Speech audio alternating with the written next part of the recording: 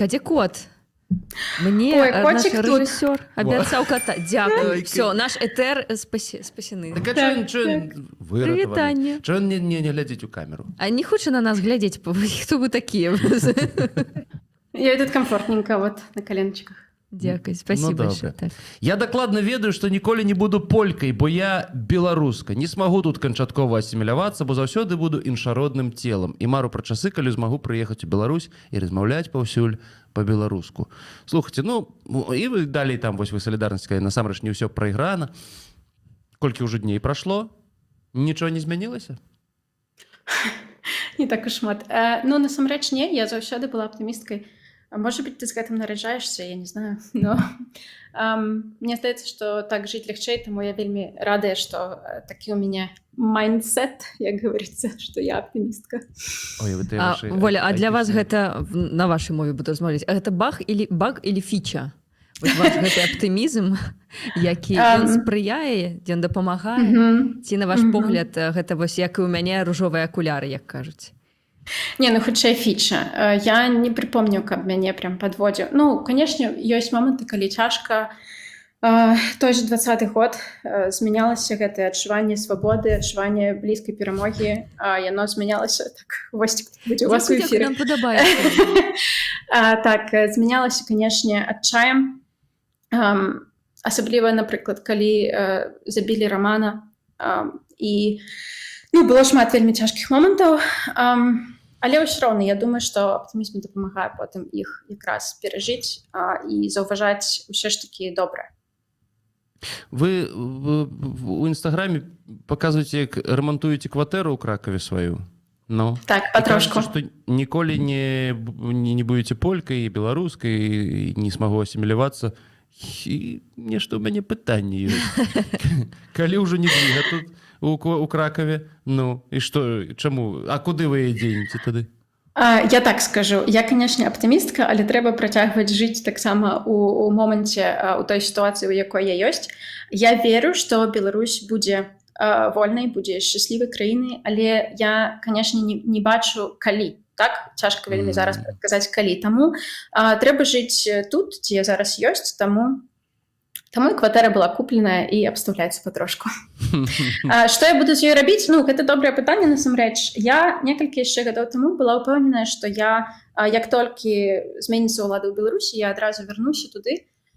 Зараз, шчыра кажучы, я ўжо не ведаю. Я сабе больш уяўляю такі гібридны фармат, дзе я жыву, не ведаю, паўгады ў Беларусі, паўгады тут, але паглядзім, потому што сапраўды я вельмі хачу адчуваць сябе як рыба ў вадзе сярод сваіх людзей у Беларусі. Канешне, у Польшчы гэтага няма, і я думаю, што не будзе, што заўсёды я буду адчуваць сябе трошку чужой. Што рабіць з кватэрай? Інвестыцыю ў нерухомасць. Добрая інвестыцыя, што ты? З разумнай жанчынай размаўляеш. Слушайте, а вы кажаце салідарнасці, што нічого не прайграна, што ў Беларусі вельмі шмат засталося людзей, якія таксама, як і мы ўсе тут вераць у гэтую перамогу. Але калі мы бачым дзень там народнага адзінства, там і тыя канцэрты, мотаў, тыя сотні тысяч беларусаў, які ідуць, нічого не рухаецца ў вас у душы, а да на вас? Так заўсёды было. Беларусь заўсёды была такая, я бы сказала, полярызаваная. Так? І, напрыклад, я, калі была ў Беларусі, то я просто заставалася дома. Усе гэтыя дзіўныя святы з шашлыкамі на нямізе, там, салют, такія, знаете, атмасфера такой вёскі. Такой, колхоз такой атмасферы. Я, напрыклад, заставалася дома. Але заўсёды было шмат людзей, якія шлі туды, якіх нічога не засмучвае, якім падабаецца такая тусоўка. Хотя на дажынкі калісьці я б, конечно, хотела трапіць, мне здаецца, гэта асаблівая атмасфера. Я бы новую Беларусі не убіраў бы. Так, я таксама. Мне падаецца, мы яго перасэнсуем і вось зробім нешта такое гібриднае, заставім гэтыя трактары з сена з гэтага. Мне падаецца, што... Абавязкова. Я хочу еще перенять таксама польскі опыт і досвід, тому що тут таксама ёсць дажынкі. У наступным годзе трэба съездзіць, паглядзець, а як тут, можа быць, а потым у Беларусі нейкія практыкі пераняць. Так, я вяртаюся да пытання, то я думаю, што тыя людзі, якія свядомыя і тыя, якія не бацькі, яны проста застаюцца дома, яны не так бачныя. І я ведаю, што па розных прычынах такія людзі заставаліся ў Беларусі, у кагосьці, напрыклад, хтосьці хворы ў сям'і, так, яны не могуць ехаць. А хтосьці застаецца, таму што гаворыць, ну, я беларус, і я хачу быць у Беларусі, нягледзячы ні на што. Таму я думаю, што не ўсё страшна. Не, ну, слушайте, тут мне пишут часами у личку, там, у инсте, что вось нас тут это, мы не ходим на эти концерты, это российцы ходят. Ну, пробачьте, написала там 5-6 человек, а бачу я сотни тысяч, тому, ну, я роблю такие высновы только на основе того, что бачу. Да вас, чаму вы верыце так у беларусаў? Вось мы знайшлі такі кавалачык вашага тэксту, досведу, як у 20-м годзе вас ратавалі ад ОМОНа у сваіх квартэрах, бабулі, дзядулі. Цытата такая вось ёсць. Мы беглі ад амапаўцаў, і праз вакно нас запрасіла да сябе бабулька, калі ўбачыла, што нам няма дзе схавацца. Можаце ли вы распавесці пра гэту гісторыю? Адсюль вера такая? Так, ад гэтага таксама. Гэта быў марш на зялёным лузе, шлі, па-мойму, на Курапаты. І мы пыталіся невялічкай групкай людзей, невялічкай такой калоны далучыцца да асноўнай калоны. Ісці яшчэ было далёка. Потым мы выйшлі на тую вуліцу, дзе трамвай, і там бусікі пад'ехалі да нас. І мы, канешне, пабеглі ў двары. Мы бяжым, думаем, ужо ўсё прапала, але бачым адкрытыя дзверы пад'езда. І бабуля, якая праз вакно нас запрашае. Вот, ну, гэта яна як бы свядома і адкрыла пад'езды, так рабілі людзі, каб выратаваць тых, хто бяжыць ад міліцыі. І яна такая, канешне, была проста чароўная бабуля. Я, на жаль, не помню, як яе завуць, таму што гэта было ўжо так даўно, але яна нас напаіла чаем, яна нам паставіла ўсё лепшае на стол, свае цукерачкі, печенье. І гаворыць, дзякую вам, дзяўчыны, а нас было 3 дзяўчын, што вы ходзіце за мяне на гэтыя маршы, таму што я ўжо старенькая, я ўжо не магу.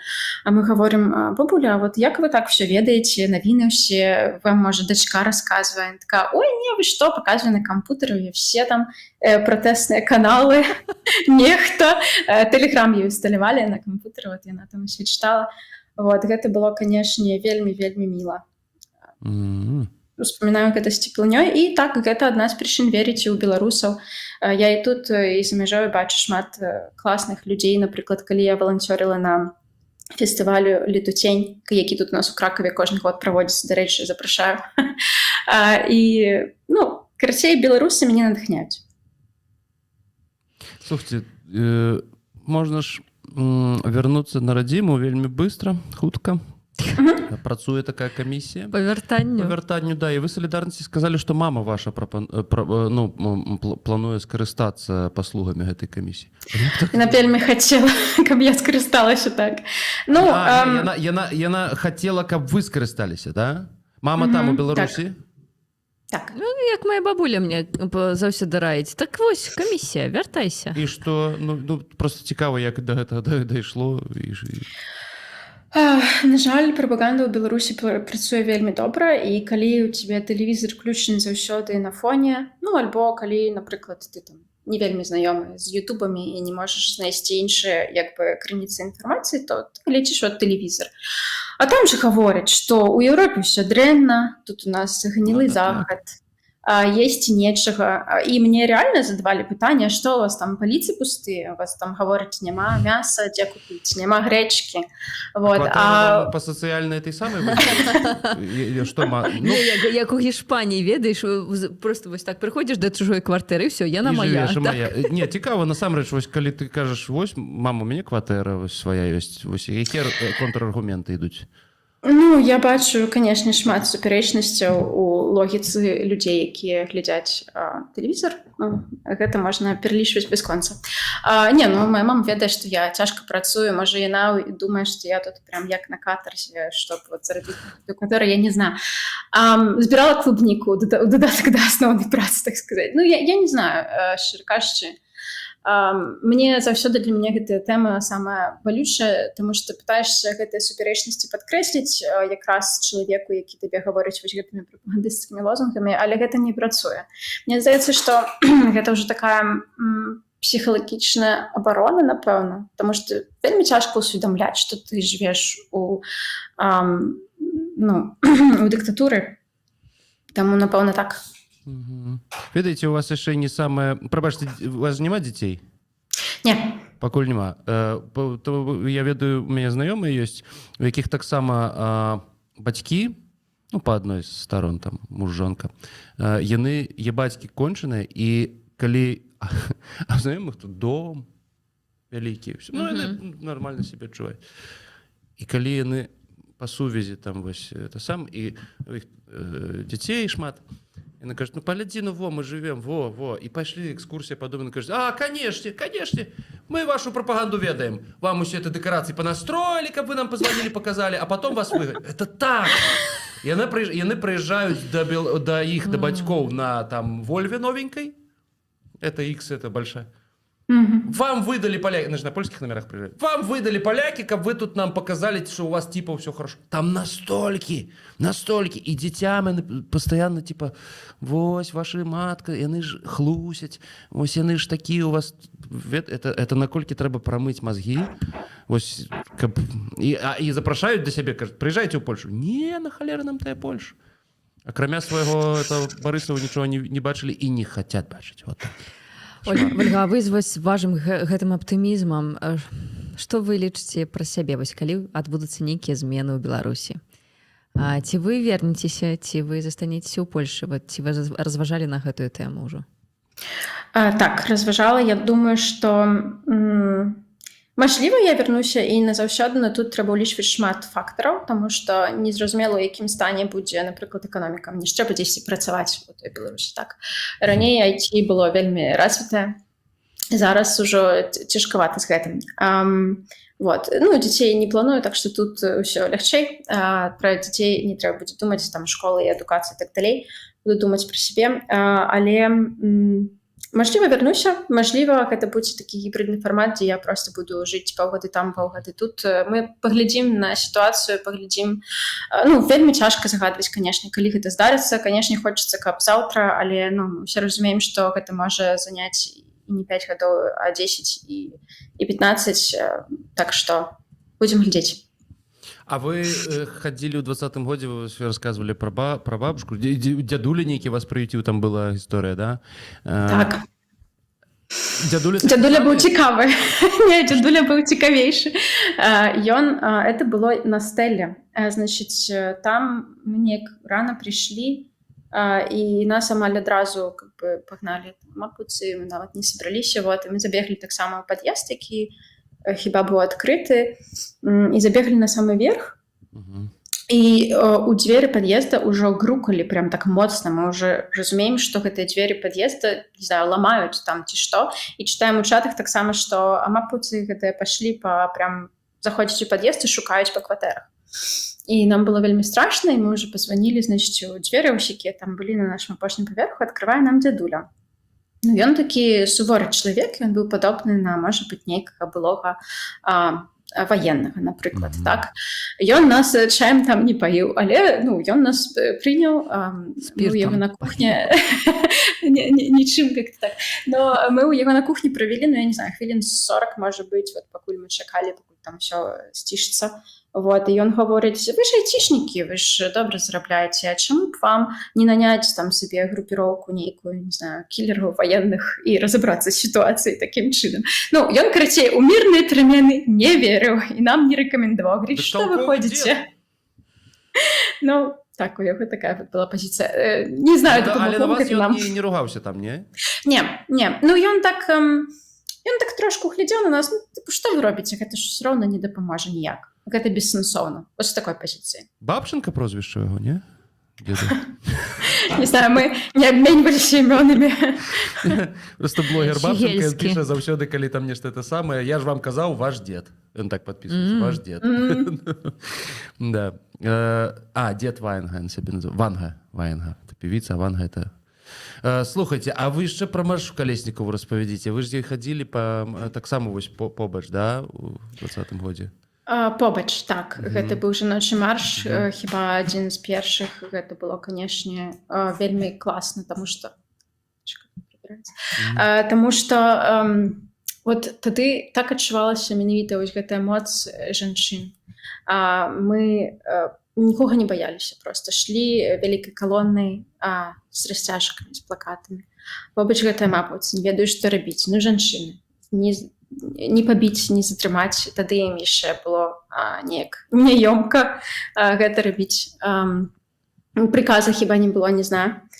Вот, і, канешне, Маша, яна так заряджае энергію, такі светлы чалавек, што аж вот яна побач з табой стаіць, і ты прям адчуваеш, што мы вот пераможам. Вот такое было адчуванне. Тады. Вольга, вы ўжо пра айцішнікаў і самі ўзгадалі, і вось як дзед гэты ўзгадаў, што гэта, ну, такая шмат прывілеяў, так, у гэтай вось суполкі. Вось вы размаўляеце з іншымі айцішнікамі, ці вы можаце нам вось распавесці пра тое, а як увогуле вось у айці-асяроддзі, ці шмат там тых, хто увогуле чытае навіны, адчувае сацыяльную адказнасць, да, вось, таму што, ну, яшчэ раз, правильно ты слушна заўважыла, што вы такая група, ну, асобная, якая, скажем так, дыпламатычная група з магчымасцямі, з вялікімі магчымасцямі. Вось гэтую адказнасць сацыяльную вы адчуваеце? Ці вы адзіныя ў гэтым поле? Да, і ваша кола. Ці ўжо... Не, дакладна не адзіная, канешне. Так, падаецца, я калісьці, не знаю, у меня была такая наивная думка, што вот, ну, айцішнікі ўсе такія адукаваныя людзі, яны ўсе прям разам такія заряджаныя і свядомыя. Ну, гэта, канешне, не так. У мяне дагэтуль такая думка? Не, гэта абсалютна не так. Ёсць і апатікі нават сярод айцішнікаў. Іх не так шмат, але яны існуюць. Ёсць вельмі шмат людзей, якія, напрыклад, падтрымлівалі толькі грашыма, але ім, напрыклад, было ну, страшна выходзіць на тыя ж маршы. Былі тыя, якія паўсюль былі. Я бы сказала, што большасць айцішнікаў такія даволі асцярожныя, заўсёды гатовыя падтрымаць якраз грашыма, але ну, далёка не ўсе з маіх знаёмых хоць бы на адзін, напрыклад, марш выйшлі. Хаця большасць разумеюць, канешне, што рэжым нікому нічога добрага не робіць і ўплывае на жыццё. Ну, канешне, на айцішнікаў, канешне, менш уплывае гэта сітуацыя, таму што, ну, эканамічна мы ў такой выгаднай пазіцыі былі заўсёды. Вот. Но ўсё роўна, напрыклад, бізнес свой адкрыць заўсёды рызыка, так, таму што забяруць грошы проста калі захочуць, так. Таму усведамлялі, што рэжым гэта дрэнна, но у плане змагання там ёсць абсалютна розныя метады, падыходы, так скажам. Ну, а як вам падаецца, вось існаванне беларускай, напрыклад, культуры за мяжой, да, і захоўванне, там, гісторыі і так далей, так далей. Гэта ўсё... Гэтая падтрымка менавіта грашыма, гэта ў асноўным айцішка падтрымлівае, то бок гэта такая вось адказная частка гэтай айцішкі, як вам падаецца? Ну, мне падаецца так, айцішка і бізнесы беларускія. Вот. Я бачу шмат айцішнікаў у вот, тым асяроддзі, напрыклад, фестываль, вот, які гаварыла, я валанцёрила «Лютень». Потому што, ну, калі ты працуеш у айці, у цябе заўсёды гібкі графік, і табе лёгка яго сумяшчаць і сваю працу з чымсьці іншым. Калі ты такі актыўны чалавек, то ты можаш займацца вось такой арганізацыяй чагосьці, мерапрыемств. А вы самі лічыце это абавязкам? Гэта не абавязак. Гэта не абавязак, але я хачу гэта рабіць. Я думаю, што гэта абавязак, напэўна, гучнае слова. Я ўвогуле лічу, што ніхто нічога нікому не абавязаны, але у мяне ёсць такая ўнутраная патрэба, і я думаю, шмат хто так адчувае, што вот ёсць ўнутраная патрэба рабіць штосьці, каб захаваць Беларусь хаця бы за мяжой, так, захаваць беларускую культуру, захаваць сваю вось гэтую беларускасць і дапамагаць іншым яе адчуць. Давайте уже апошнее пытанне. Я просто хотел маленькую рысачку про айцішнікаў. Ведаеце, як коцікі, бываюць такія коцікі, якія прыносяць сваім гаспадарам у дом, у пастельку, мышку, напрыклад, ці птушечку нейкую маленькую. Ну котики, яны ж это робяць дзеля таго, каб цябе пакрыўдзіць там ці штосьці такое. Так вот некаторыя айцішнікі, конечно, ёсць шмат тых, хто падтрымлівае грашыма, данаці там і так далее. А ёсць некаторыя айцішнікі, якія хацяць нешта добрае зрабіць, неяк саромеюцца падтрымліваць грашыма, і яны тады цягнуць сабе віскар. Часцей за ўсё это віскар. І так я сустракаўся з такімі некалькі разоў. Ну гэта лепш, чым мыш у пасцель, так, у ложак. Грашыма сорамна, вось так вот так і пайшоў. Тут такія ўжо мілыя коцікі. А беларус коцікі, Вольга? Коцікі, але з кіпцюрамі. Як той дзед казаў, кіпцюроў мы і не выпусцілі, на жаль, да. Ну, ладно. Дзякуй, Вольга, за ваш час. Дзякуй, што далучыліся сёння да нас. Дзякую вам. Павонзэнне, як кажуць палякі. Захоўваем аптымізм. Захоўваем аптымізм. Шчасліва.